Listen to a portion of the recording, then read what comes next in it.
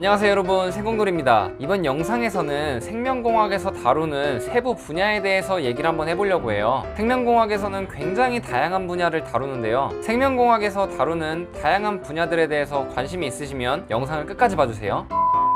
생명공학에서 다루는 분야는 굉장히 넓어가지고 딱 한마디로 설명하기가 진짜 어려워요. 그럼에도 불구하고 딱 한마디로 정리해달라고 한다면 생물학적 시스템을 응용해서 의미 있는 가치를 창출하는 거다 라고 말할 수가 있겠네요. 하지만 이렇게 말을 해버리면 해당 분야에 있으신 분들은 고개를 끄덕이실 수는 있는데, 일반 사람들은 저게 도대체 뭔 소리야 라고 할 수가 있는 거죠. 그래서 저는 구체적인 예시를 들어가면서 생명공학에서 다루는 다양한 분야들을 최대한 이해하기 쉽게 설명을 한번 해볼게요. 먼저 생명공학을 가장 크게 세 가지 분야로 나눠봤어요. 첫 번째는 생명화학공학, 두 번째는 의생명공학, 세 번째는 생체모방공학입니다. 생명공학이라고 했을 때 여러분들 머릿속에 떠오르는 거의 대부분의 것들은 다 이 세 가지 범주 안에 다 포함될 수가 있을 거예요. 먼저 첫 번째로 제가 직접 몸담고 있는 분야인 생명화학공학에 대한 이야기를 한번 해볼게요. 이 이야기를 보다 확실하게 이해하시기 위해서는 제가 이전에 올렸던 생명공학자는 세포를 공장의 개념으로 본다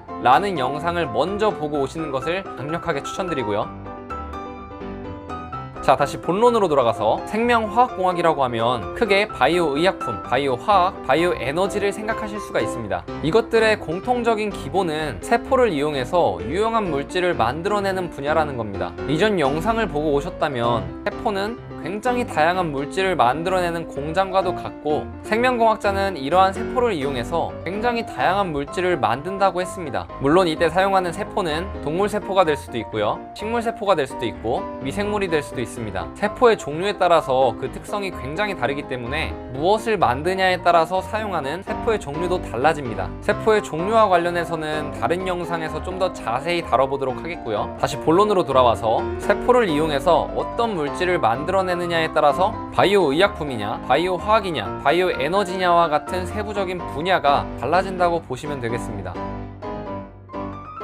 만약 세포를 이용해서 질병의 치료에 사용할 수 있는 그런 물질을 만든다면 이런 일을 하는 분야가 바로 바이오의약품 분야입니다. 기본적으로 의약품이라고 하면은 화학합성 의약품과 바이오의약품이 있는데요, 화학합성 의약품의 경우 그 크기를 자전거에 비유를 한다면, 바이오의약품의 경우에는 종류에 따라서 자동차 혹은 비행기까지 크기를 비유할 수가 있습니다. 화학합성 의약품은 비교적 굉장히 작은 물질이고 약이 작용하는 과정에 있어서 바이오의약품만큼 정교하게 작용하기 힘들다는 그런 한계점이 있습니다. 하지만 바이오의약품은 그 크기가 굉장히 크고 약이 작용하는 과정이 굉장히 정교하고 효과 또한 굉장히 탁월합니다. 최근에는 바이오의약품 분야가 굉장히 발달돼서 상당히 많은 바이오의약품들이 개발됐고 앞으로는 더 많은 바이오의약품들이 개발될 겁니다. 이런 점은 의약품 시장에서 바이오의약품이 차지하는 비중이 점점점 커지고 있다는 점으로도 확인할 수가 있고요. 바이오의약품 시장 또한 굉장히 빠르게 지속적으로 성장을 하고 있습니다. 그리고 아직까지 인간이 정복하지 못한 다양한 질병들은 그 치료가 화학합성 의약품이 아니라 미래의 바이오 의약품 또는 유전자 치료에 의해서 치료가 될 거라고 저는 생각을 합니다.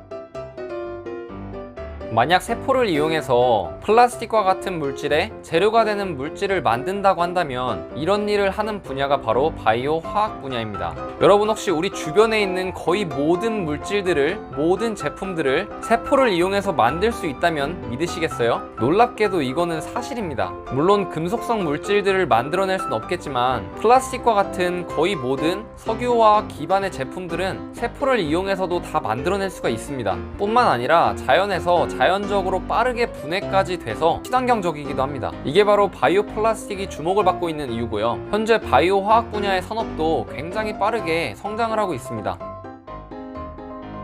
만약에 세포를 이용해서 연료로 사용할 수 있는 오일을 만든다면 이러한 일을 하는 것이 바로 바이오 에너지 분야입니다. 지구상에 존재하는 화석 연료가 언제 고갈될지는 사실 아무도 모르지만 변하지 않는 한 가지 팩트는 뭐냐면 화석 연료는 언젠가는 고갈이 된다는 겁니다. 그렇다면 우리가 다시 화석 연료를 사용하게 되기까지 지구상에 있는 모든 생명체가 다 죽어서 퇴적되고 오랜 시간이 흘러서 화석 연료가 될 때까지 기다려야 되나요? 절대 그럴 순 없겠죠. 어떻게 그럴 수 있겠어요, 그쵸? 그래서 생명공학자들은 세포를 이용해서 화석 연료를 대신할 수 있는 오일을 만들기 시작합니다. 세포에게 값싼 영양분을 제공을 하면은 세포들이 알아서 뽑아서 오일을 만들어내는 거예요. 이렇게 세포로 만들어낸 오일이 에너지 자원으로 사용될 수가 있는 거죠. 현재 굉장히 활발하게 연구가 진행 중이고 생산성도 굉장히 많이 올라왔습니다. 물론 아직 갈 길이 멀긴 하지만요. 뿐만 아니라 이런 바이오 에너지의 장점은 우리 머리 위에 태양이 존재하는 한 끊임없이 무한하게 만들어낼 수 있다는 겁니다. 어떤가요, 여러분? 생각보다 세포를 이용해서 할 수 있는 일이 되게 많지 않나요? 생명화학공학 분야라고 하면은 세포를 이용해서 우리에게 유용한